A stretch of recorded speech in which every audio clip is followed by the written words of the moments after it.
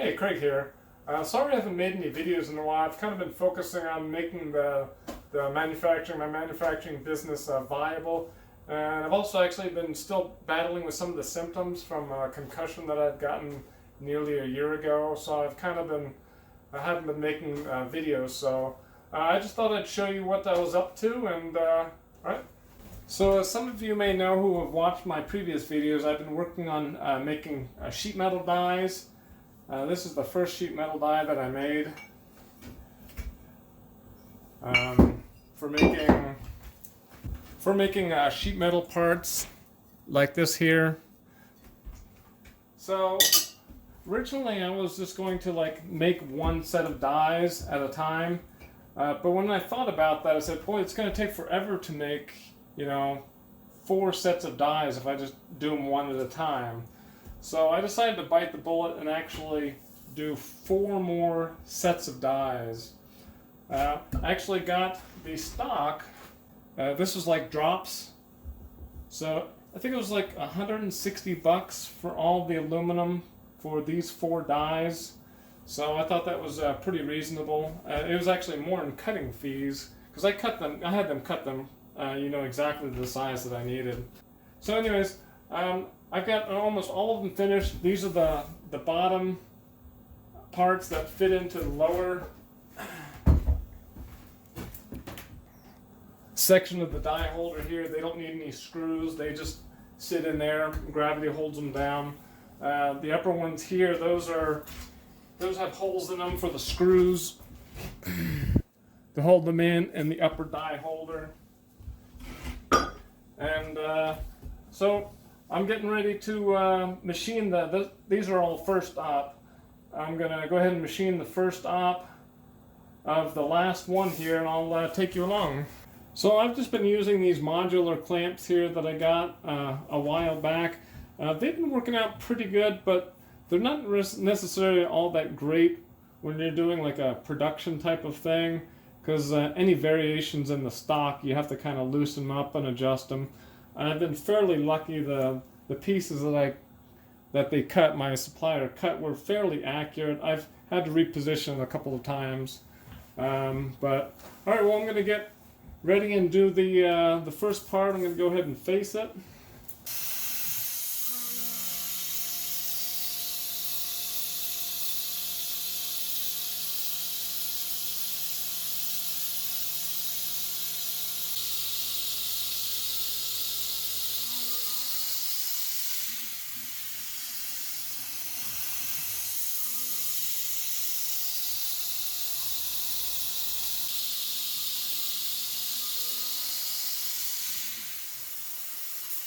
So I'm not trying to set any production record here, so I'm just kind of taking all this pretty conservative.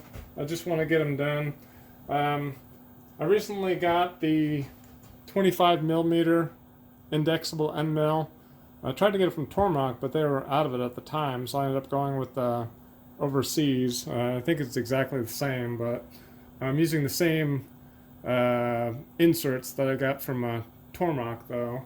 Of course, I got the holder from Tormach. Alright, so yeah, this is going to be pretty conservative. I haven't really had a chance to test this thing out, but the contour around this, it's only going to be like 4 minutes or something like that, so I'm not going to split hairs on that. So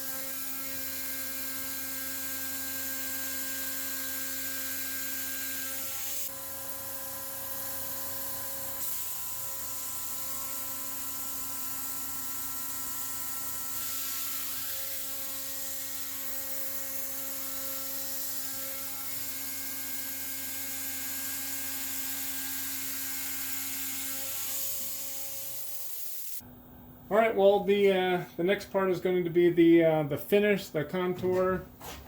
If you're wondering why I'm using an indexable end mill instead of just a regular end mill for that, regular end mills break really easy. You know, if you mess up or something in the code, these they don't break. You might damage some of the inserts, and the inserts are so cheap. I figured it's just going to be a lot cheaper to do it this way, and just save the 3/8 end mill for the finishing.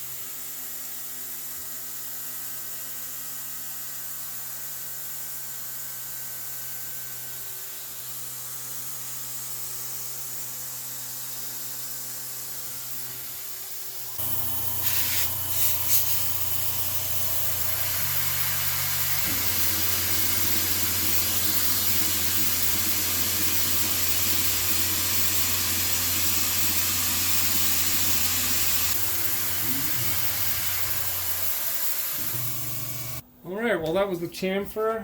Last but not least, of course, we have the drilling the holes to mount it to the upper die.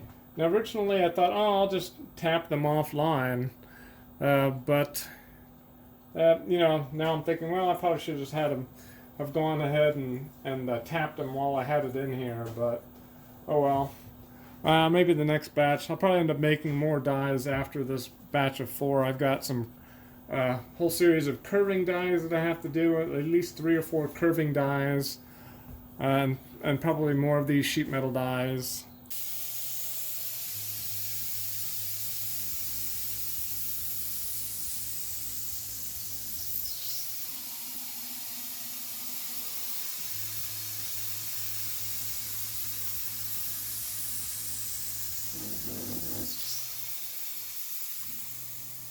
Alright, well there we go.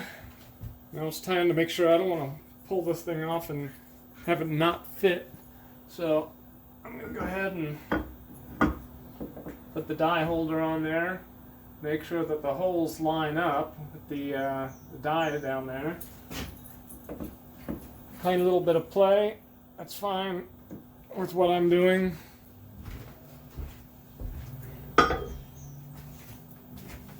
Alright, well that's it. Pull this thing out here.